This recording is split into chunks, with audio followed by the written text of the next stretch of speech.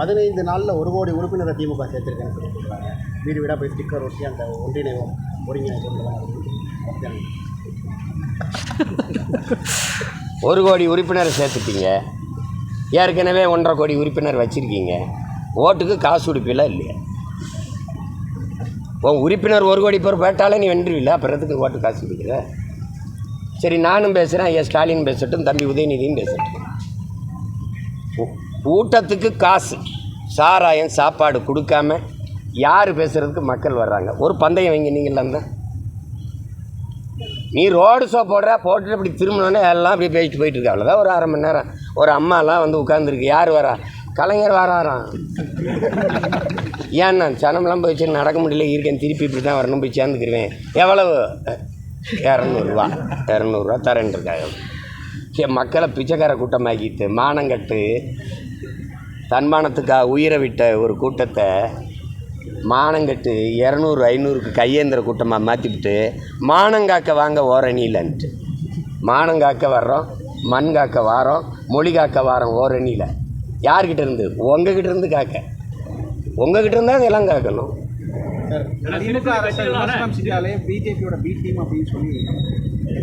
திமுகவுக்கு ஒரு அரசியல் கோட்பாடு உங்கள் மனச்சான்ற சொல்லிட்டு சொல்லுங்கள். யாராவது பிஜேபின்னு ஒரு கட்சி இல்லை அப்படின்னா திமுகன்னு ஒரு கட்சி இருக்குமான்னு? நீ 5 ஆண்டுகள் ஆள போகிறீங்க. ஆண்டிருக்கீங்க, முடிக்க போகுது. இந்த ஆட்சியின் சாதனைகளை சொல்லி நான் இப்படி ஆட்சி செஞ்சுருக்கேன். அதனால் எந்த கட்சியினுடைய வருகையும் வளர்ச்சியும் தேவைப்படாது. ஏன்னா நாங்களே நல்லாட்சி கொடுத்துட்ருக்கோம். இந்த ஆட்சியின் சாதனை இவ்வளவு. ஒரு வீரன் என்ன செய்யணும்? ஒரு வீட்டுக்கு காவலில் நீ கோட்டைக்கு காவலாக நிற்கிறவர்கிட்ட என்ன சொல்லணும்? என்னையை தாண்டித்தான் சொல்லணும். எங்கள் பாட்டன் சுந்தரலிங்க மாதிரி சொல்லணும். என்னையை தாண்டி தாண்டா எதிரி இந்த கோட்டையை தொட முடியும்னு ஒற்றை மகன் 8 நாள் இந்த சண்டை போட்டான் அந்த வீரனை போல சொல்லணும். இவ்வளோ பெரிய அதிகாரத்தை வச்சுக்கிட்டு இத்தனை ஆண்டு கால கட்சி 75ஆவது ஆண்டு விழாவெல்லாம் கொண்டாடிட்டு இத்தனை முறை அதிகாரத்துக்கு 7வது முறை நாங்கள் வரப்போகிறோம்னு பீத்திக்கிட்டு இருக்க நீங்கள் பிஜேபி வந்துரும்னு சொல்கிறதுக்கு வெக்கமாக இல்லை உங்களுக்கு? நாங்கள் இருக்கிற வரை வராதரா பிஜேபி. அவன் தாண்டா ஆண்மகன், அவன் தான் வீரன். அதை விட்டு வந்துடும். அப்புறம் நீ எதுக்கு இதுக்காக இருக்காங்க? நீ எதுக்கு இருக்க? பிஜேபி கொடுமையான கட்சி, தீமையான கட்சி, மோசமான ஆட்சி. சரி விடு. நீ என்ன பண்ணுற? நீ அதை விட கொடுமையான ஆட்சி, எந்த இடத்துல பிஜேபியினுடைய பாசிச ஆட்சின்னு நினைச்சுற? அதை தாண்டி எந்த இடத்துல மாறி இருக்குது? அவன் 100 விழுக்காடு இந்துங்கிறான், நீ 90 விழுக்காடு இந்துங்கிற. நீங்களே சொல்கிறீங்க 90 விழுக்காடு எங்கள் கட்சியில் இந்துக்கள் தாங்க. 1000 கோயில்களுக்கு குடமுழுக்கு அவங்க இதில் கும்பாபிஷேகம் நாங்கள் செஞ்சுக்கிட்டு இருக்கோம். ஆன்மீக ஆட்சி நடக்குதுன்னு ஐயா சேகர் பாபு சொல்கிறாரு. எந்த இடத்துல நீங்கள் மாறுபடுறீங்க சொல்லுங்கள். அவனுடைய புதிய கல்விக் கொள்கை அப்படியே ஏற்கிறீங்க. ஜவஹர் நேசனுங்கிற ஐயா ஏன் வெளியேறினுங்கிறத விளக்கமாக சொல்லிட்டு போயிட்டார். அவன் புதிய கொள்கையை அப்படியே செயல்படுத்துகிறான். அதுக்கு எதுக்கடா கல்வி குழுமத்தில் நான் பொறுப்பில் இருக்கணும்னு போயிட்டான். பதில் இருக்க?